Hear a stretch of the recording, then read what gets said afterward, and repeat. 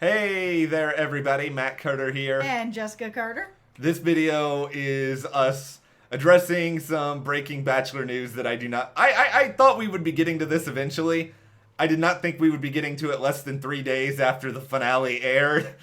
Yeah, I've got some theories about that. Well, Peter Weber and Madison Prewett, they are no more, but I think the larger question here is mostly, were they ever actually a thing at all? I mean, have we all been bamboozled by what has gone on this week? And it's a very weird situation. I think there are some things that both of us do believe to be true about all of it. I think there are also some things that we both believe to be not true about it. Yeah. We're going to address all that and talk a little bit more about what The Bachelor as a show is hopefully going to learn from this entire process. I like to think everybody can learn something, right? Yes.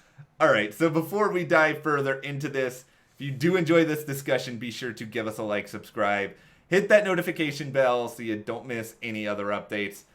All right, let us start by really diving headfirst into just the breakup itself. And I'm not trying to be crass by putting breakup in quotes. It's just they weren't really spending a lot of time together. They had maybe only seen each other a couple of times since filming was over. It hasn't been that long. It doesn't feel like this was some big serious relationship in the first place.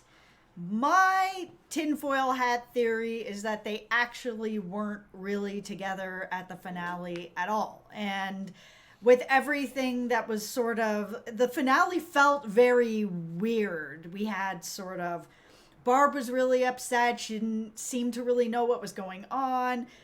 Peter and Madison are saying that they love each other, but sort of through very tight lips, like they're both very tense.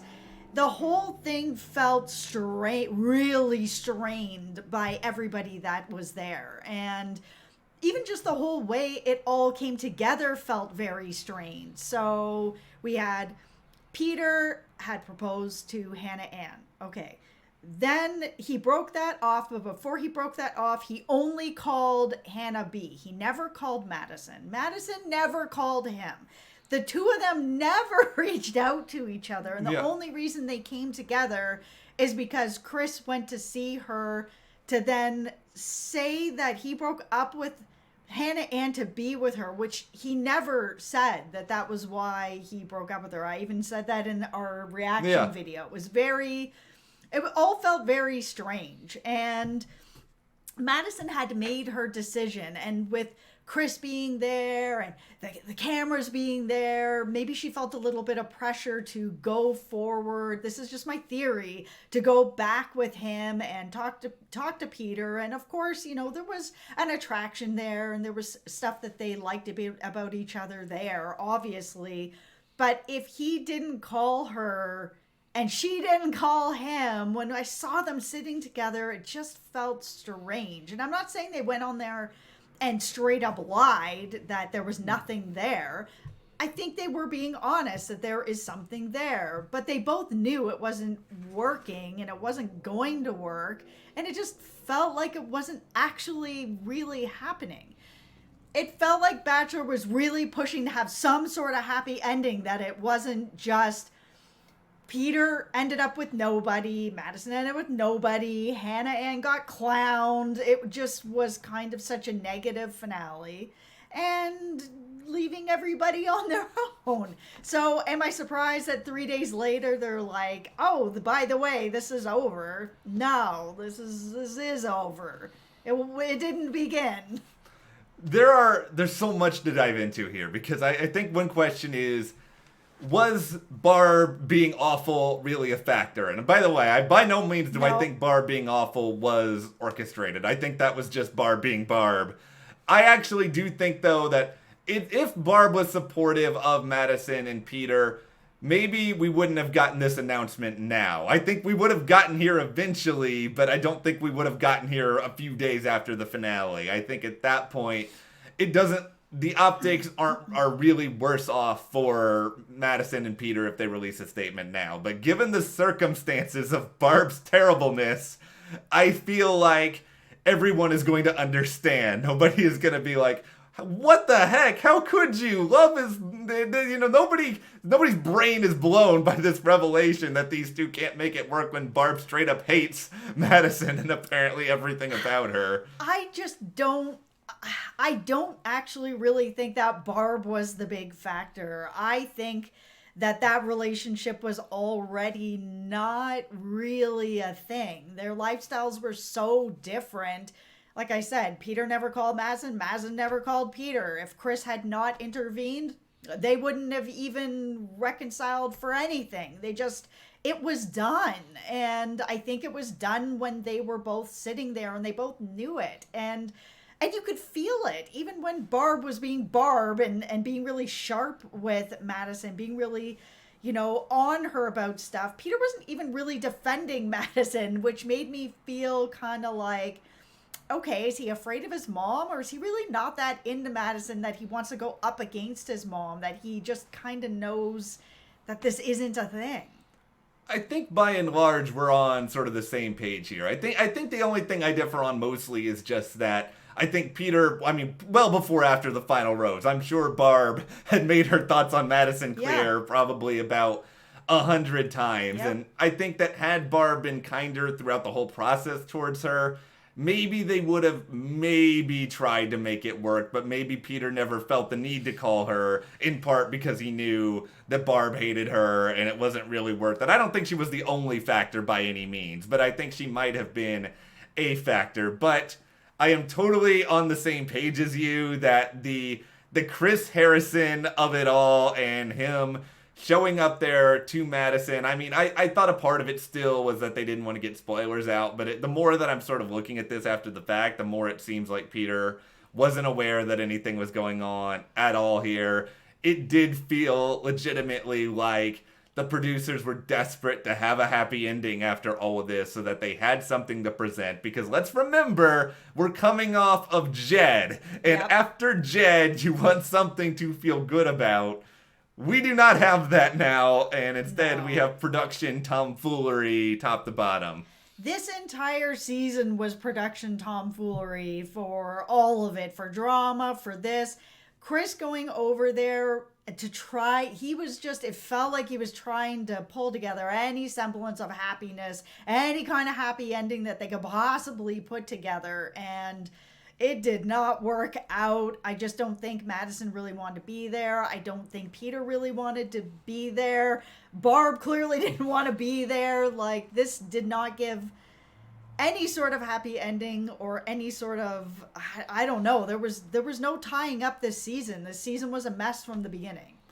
The thing that I've racked my brain about the most here is I've tried to think time and time again over these past couple days, because we knew the breakup was coming, or breakup, because if they weren't really together, they can't break up. That's just my theory. Yeah. It's just a theory. I just don't think that they were. That's my feeling. The fact that Peter said on Instagram they're not pursuing a relationship further suggests to me that they never really had one. But they may have had feelings, and I do think they had feelings. I think all of that is very, very much legitimate. But the question that I keep coming back to, why did Madison even bother to show up? I think just my theory on this is, I don't think she really wanted to be there being attacked by Barb, because who would want to sit there and be attacked by Barb? But I think Madison on some level, and I don't think this is a bad thing, I think Madison, she obviously wants a brand. She's going on the show for a reason, and she's trying to send messages about her faith and all of that sort of stuff. I think she probably recognized that being on live television in front of, I think, more than 8 million people watch the finale live, she could become the Bachelorette down the road. She could go on Bachelor in Paradise. She could have other opportunities moving forward. This is a way to facilitate that. And I think if we're all sitting here in 2020 and acting like people are just going on The Bachelor for love, we are all kidding ourselves, and we should just go and never watch this show ever again. No, absolutely. I think part of it might have been a little bit of pressure from Chris. Like I said, Chris is there, the cameras are there. Hey, do you want to come back? You want to come back? That should be like, okay, yeah, sure, I'll come back. I do think that part of it is for a brand or continue to be popular. Everybody's coming. You can find love and not be on TV. So if you're on The Bachelor, there's obviously a little more to that. Instagram, all that sort of just having the followers, having the brand deals. So coming back and being able to just show yourself a little more, the screen time in front of all these people. Yeah, for sure she's going to come back and do that. And why shouldn't she? I think the biggest remaining question, because I don't think we need to get into Barb's promotional tour where she's basically saying everything we would expect Barb to say at this point. Yep. Like we're done with Barb. I will never. I was about to say I will never mention Barb again, but that's probably not true. I will probably talk about Barb aplenty this summer. But I think the biggest thing is what does The Bachelor as a franchise learn from this? Because I feel from the outside looking in, Peter he was not ready. It seems like he broke it off with Hannah Ann because he wasn't ready to commit. It seems like that was a problem throughout. Yeah, I was really surprised actually when we got closer to the end of it and it was coming out that Peter's this party guy and he's line dancing, he's party.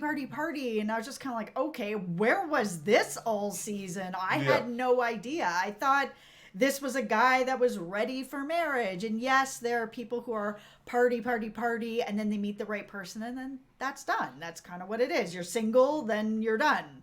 So I just felt when all this was coming out and his family was putting this over and over again, oh, but your lifestyle's so different. You like to go on the weekends, you like to party, you like to do this, you have a really kind of more wild, free lifestyle.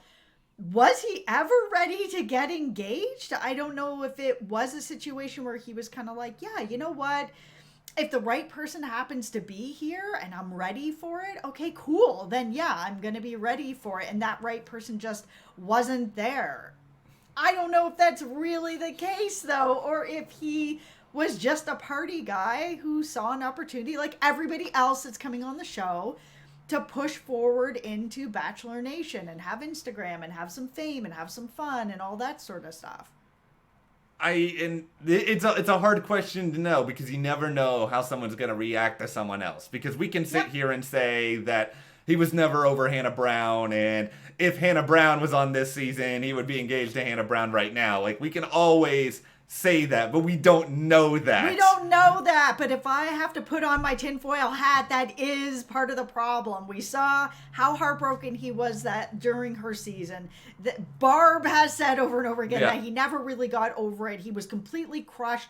They had to pick up the pieces. Then the show with their tomfoolery. They bring back Hannah Brown. This is not Hannah's fault. Yeah. They bring Hannah Brown back. You can see how much chemistry and just those feelings were still there for him. He has denied that that's a thing, and I personally don't believe him because during his engagement to Hannah Ann, he only called Hannah Brown. Whether or not she answered or they had the conversation or whatever happened, he picked up the phone, he made that call to only her. So that tells me that she was the number one. He's not over it, and he wasn't able to really proceed this season. That being said, though, with the cast of women that were there this season, I didn't really see anybody that was really there that he was going to have that exact same connection with, and that was the bigger problem. Yeah. I don't necessarily think that it was he's too much of a party guy and he can't settle down.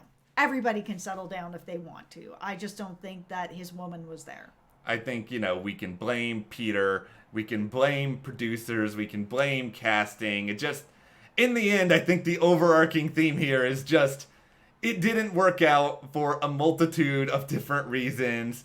Here we are. And that's okay. Yeah. Like, here's a message to production. If things don't work out and your Bachelor or Bachelorette cannot find somebody in the 6 weeks or 8 weeks of production, I mean, it's a very short time.